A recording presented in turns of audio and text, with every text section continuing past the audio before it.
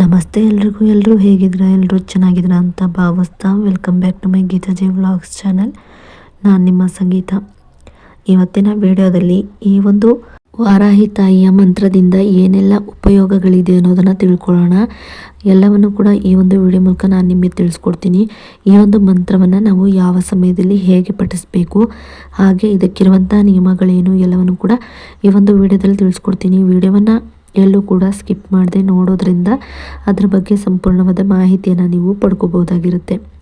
ಇನ್ನು ವಾರಾಹಿ ತಾಯಿಯನ್ನು ನಾವು ಪ್ರತಿನಿತ್ಯವೂ ಕೂಡ ಆರಾಧಿಸೋದ್ರಿಂದ ಅಥವಾ ಪೂಜಿಸೋದ್ರಿಂದ ಅಥವಾ ಮಂತ್ರಗಳ ಪಠಣೆಯನ್ನು ಮಾಡೋದ್ರಿಂದ ಕೂಡ ನಮ್ಮ ಜೀವನದಲ್ಲಿ ಯಾವುದೇ ರೀತಿಯ ಕಷ್ಟಗಳು ಬಂದಿದ್ರೂ ಕೂಡ ಅವು ತಾನಾಗಿ ದೂರ ಆಗುತ್ತೆ ಅಂತಲೇ ಹೇಳ್ಬೋದು.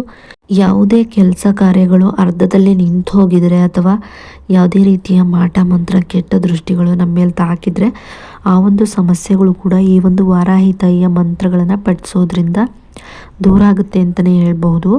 ಹಾಗೆ ವಾರಾಹಿ ತಾಯಿಯನ್ನು ಹೆಚ್ಚಾಗಿ ರಾತ್ರಿ ಸಮಯದಲ್ಲಿ ಆರಾಧನೆ ಮಾಡ್ತಾರೆ. ಯಾಕಂದರೆ ವಾರಾಹಿ ತಾಯಿ ಭೂಲೋಕದಲ್ಲಿ ರಾತ್ರಿ ಸಮಯದಲ್ಲಿ ಮಾತ್ರ ಸಂಚರಿಸೋದ್ರಿಂದ, ಅಂದರೆ ಭೂಲೋಕದಲ್ಲಿ ರಾತ್ರಿ ಸಮಯದಲ್ಲಿ ಸಂಚಾರ ಮಾಡೋದ್ರಿಂದ ಆ ಒಂದು ಸಮಯದಲ್ಲಿ ತಾಯಿಯ ಅನುಗ್ರಹ ಆಗುತ್ತೆ ಅಂತಲೇ ಹೇಳ್ಬೋದು. ಹಾಗಾಗಿ ಆ ಒಂದು ಸಮಯದಲ್ಲಿ ತಾಯಿಯನ್ನು ಪೂಜಿಸೋದಾಗಲಿ ಅಥವಾ ಆರಾಧಿಸೋದಾಗಲಿ ಅಥವಾ ಮಂತ್ರಪಠಣೆಗಳನ್ನು ಮಾಡೋದಾಗಲಿ ಮಾಡ್ತಾರೆ ಅಂತಲೇ ಹೇಳ್ಬೋದು.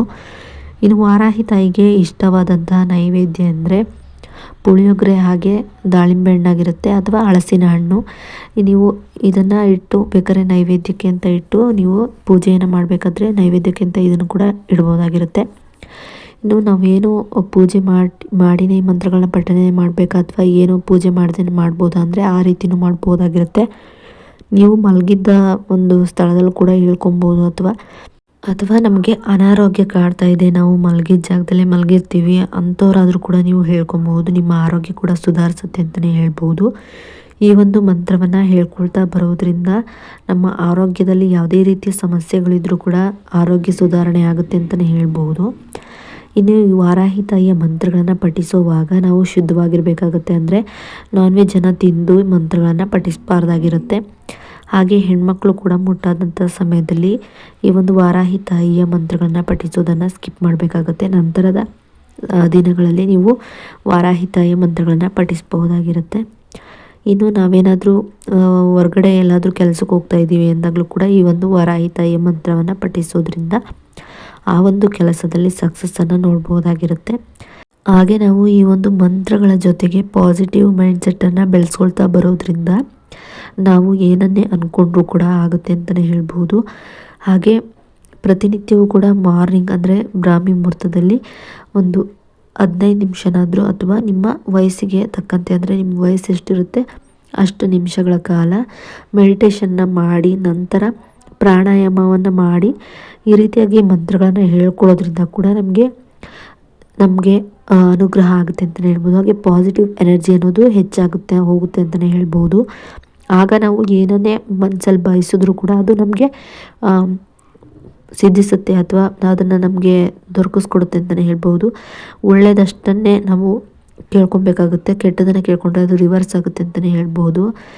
ಏನೇ ಬೇಡ್ಕೊಂಡ್ರೂ ಕೂಡ ನೀವು ಒಳ್ಳೆಯದಕ್ಕಾಗಿ ಬೇಡ್ಕೊಳ್ಳಿ, ಒಳ್ಳೆಯದನ್ನೇ ಕೇಳ್ಕೊಳ್ಳಿ ಅಂತ ಕೇಳ್ತಾ ಆ ಒಂದು ಮಂತ್ರ ಯಾವುದು ಅಂತ ಹೇಳೋದಾದರೆ ಓಂ ಐಂ ಕ್ಲೀಂ ವಾರಾಹಿ ದೇವಿಯೈ ನಮಃ. ಓಂ ಐಂ ಕ್ಲೀಂ ವಾರಾಹಿ ದೇವಿಯೈ ನಮಃ. ಓಂ ಐಂ ಕ್ಲೀಂ ವಾರಾಹಿ ದೇವಿಯೈ ನಮಃ. ಓಂ ಐಂ ಕ್ಲೀಂ ವಾರಾಹಿ ದೇವಿಯೈ ನಮಃ.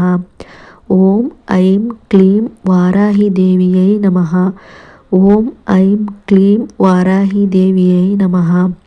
ಓಂ ಐಂ ಕ್ಲೀಂ ವಾರಾಹಿ ದೇವಿಯೈ ನಮಃ. ಓಂ ಐಂ ಕ್ಲೀಂ ವಾರಾಹಿ ದೇವಿಯೈ ನಮಃ. ಓಂ ಐಂ ಕ್ಲೀಂ ವಾರಾಹಿ ದೇವಿಯೈ ನಮಃ. ಓಂ ಐಂ ಕ್ಲೀಂ ವಾರಾಹಿ ದೇವಿಯೈ ನಮಃ. ಓಂ ಐಂ ಕ್ಲೀಂ ವಾರಾಹಿ ದೇವಿಯೈ ನಮಃ. ಓಂ ಐಂ ಕ್ಲೀಂ ವಾರಾಹಿ ದೇವಿಯೈ ನಮಃ.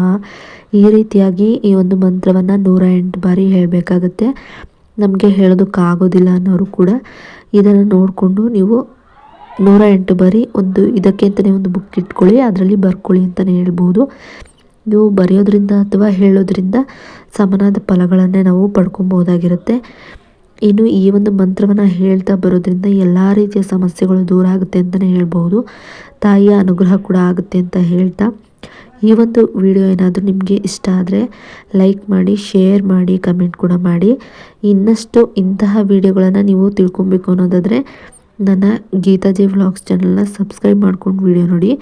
ಸಬ್ಸ್ಕ್ರೈಬ್ ಪಕ್ಕ ಬೆಲ್ಲೈಕನ್ ಬಟನ್ ಇರುತ್ತೆ, ಅಲ್ಲಿ ಆಲ್ ಆಪ್ಷನ್ ಮೇಲೆ ಕ್ಲಿಕ್ ಮಾಡಿದ್ರೆ ನಾನು ಯಾವುದೇ ರೀತಿಯ ವಿಡಿಯೋಸ್ ಅಥವಾ ವ್ಲಾಗ್ಸ್ನ ಮಾಡಿ ಅಪ್ಲೋಡ್ ಮಾಡಿದ್ರು ಕೂಡ ನಿಮಗೆ ನೋಟಿಫಿಕೇಷನ್ ಮೂಲಕ ಮೊದಲೇ ಬಂದು ತಲುಪುತ್ತೆ. ಆಗ ನೀವು ನನ್ನ ವಿಡಿಯೋನ ಮಿಸ್ ಮಾಡದೆ ನೋಡ್ಬೋದಾಗಿರುತ್ತೆ. ಇನ್ನು ವಿಡಿಯೋ ಇಷ್ಟ ಆದರೆ ಲೈಕ್ ಮಾಡೋದನ್ನು ಮರಿಬೇಡಿ. ಹಾಗೆ ನಿಮ್ಮ ಫ್ಯಾಮಿಲಿ ಫ್ರೆಂಡ್ಸ್ಗೂ ಕೂಡ ಶೇರ್ ಮಾಡಿ.